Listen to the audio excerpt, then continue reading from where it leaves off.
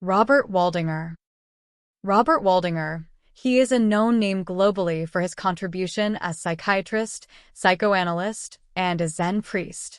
So, let's move towards his speech.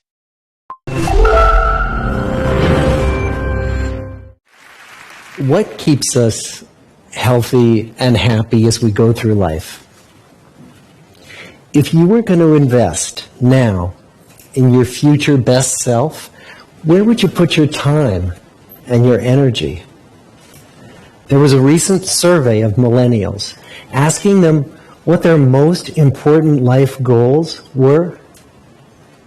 And over 80% said that a major life goal for them was to get rich. And another 50% of those same young adults said that another major life goal was to become famous. And we're constantly told to lean into work, to push harder and achieve more. We're given the impression that these are the things that we need to go after in order to have a good life. Pictures of entire lives, of the choices that people make and how those choices work out for them, those pictures are almost impossible to get. Most of what we know about human life, we know from asking people to remember the past. And as we know, hindsight is anything but 20/20. We forget vast amounts of what happens to us in life, and sometimes memory is downright creative. But what if we could watch entire lives as they unfold through time? What if we could study people from the time that they were teenagers all the way into old age to see what really keeps people happy and healthy? We did that. The Harvard study of adult development may be the longest study of adult life that's ever been done. For 75 years, we've tracked the lives of 724 men. Year after year, asking about their work, their home lives, their health, and of course asking all along the way without knowing how their life stories were going to turn out. Studies like this are exceedingly rare. Almost all projects of this kind fall apart within a decade because too many people drop out of the study, or funding for the research dries up, or the researchers get distracted, or they die, and nobody moves the ball further down the field.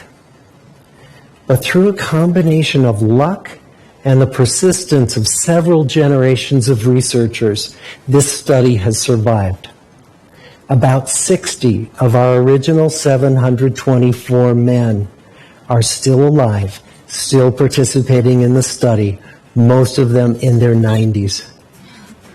And we are now beginning to study the more than 2,000 children of these men. And I'm the fourth director of the study. Since 1938, we've tracked the lives of two groups of men. The first group started in the study when they were sophomores at Harvard College. They all finished college during World War II, and then most went off to serve in the war. And the second group that we've followed was a group of boys from Boston's poorest neighborhoods. Boys who were chosen for the study specifically because they were from some of the most troubled and disadvantaged families in the Boston of the 1930s. Most lived in tenements, many without hot and cold running water. When they entered the study, all of these teenagers were interviewed, they were given medical exams. We went to their homes and we interviewed their parents.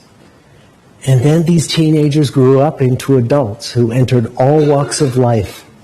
They became factory workers and lawyers and bricklayers and doctors, one president of the United States. Some developed alcoholism. A few developed schizophrenia. Some climbed the social ladder from the bottom all the way to the very top, and some made that journey in the opposite direction. The founders of this study would never in their wildest dreams have imagined that I would be standing here today, 75 years later, telling you that the study still continues. Every 2 years, our patient and dedicated research staff calls up our men and asks them if we can send them yet one more set of questions about their lives. Many of the inner city Boston men ask us, "Why do you keep wanting to study me? My life just isn't that interesting." The Harvard men never asked that question.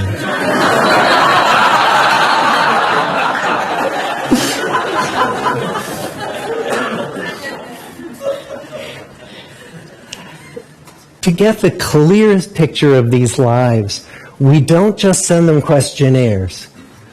We interview them in their living rooms. We get their medical records from their doctors. We draw their blood. We scan their brains. We talk to their children. We videotape them talking with their wives about their deepest concerns. And when about a decade ago we finally asked the wives if they would join us as members of the study, many of the women said, "It's about time." So what have we learned? What are the lessons that come from the tens of thousands of pages of information that we've generated on these lives? Well, the lessons aren't about wealth or fame or working harder and harder. The clearest message that we get from this 75-year study is this: good relationships keep us happier and healthier, period. We've learned 3 big lessons about relationships. The first is that social connections are really good for us and that loneliness kills.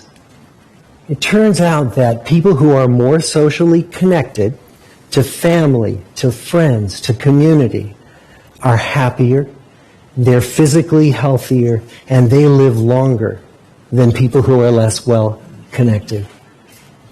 And the experience of loneliness turns out to be toxic. People who are more isolated than they want to be from others find that they are less happy, their health declines earlier in midlife, their brain functioning declines sooner, and they live shorter lives than people who are not lonely.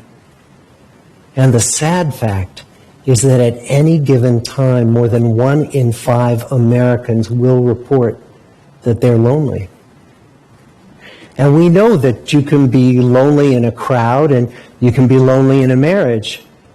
So the second big lesson that we learned is that it's not just the number of friends you have, and it's not whether or not you're in a committed relationship, but it's the quality of your close relationships that matters. It turns out that living in the midst of conflict is really bad for our health. High conflict marriages, for example, without much affection, turn out to be very bad for our health, perhaps worse than getting divorced. And living in the midst of good, warm relationships is protective. Once we had followed our men all the way into their 80s, we wanted to look back at them at midlife and to see if we could predict who was going to grow into a happy, healthy octogenarian and who wasn't. And when we gathered together everything we knew about them at age 50, it wasn't their middle-aged cholesterol levels that predicted how they were going to grow old. It was how satisfied they were in their relationships. The people who were the most satisfied in their relationships at age 50 were the healthiest at age 80. And good, close relationships seem to buffer us from some of the slings and arrows of getting old. Our most happily partnered men and women reported in their 80s that on the days when they had more physical pain, their moods stayed just as happy. But the people who were in unhappy relationships, on the days when they reported more physical pain, it was magnified by more emotional pain. And the third big lesson that we learn about relationships and our health is that good relationships don't just protect our bodies, they protect our brains. It turns out that being in a securely attached relationship to another person in your 80s is protective. That the people who are in relationships where they really feel they can count on the other person in times of need, those people's memories stay sharper longer. And the people in relationships where they feel they really can't count on the other one, those are the people who experience earlier memory decline. And those good relationships, they don't have to be smooth all the time. Some of our octogenarian couples could bicker with each other day in and day out. But as long as they felt that they could really count on the other when the going got tough, those arguments didn't take a toll on their memories. So, this message that good, close relationships are good for our health and well-being, this is wisdom that's as old as the hills. Why is this so hard to get and so easy to ignore? Well, we're human. What we'd really like is a quick fix, something we can get that'll make our lives good and keep them that way. Relationships are messy and they're complicated, and the hard work of tending to family and friends, that's not sexy or glamorous.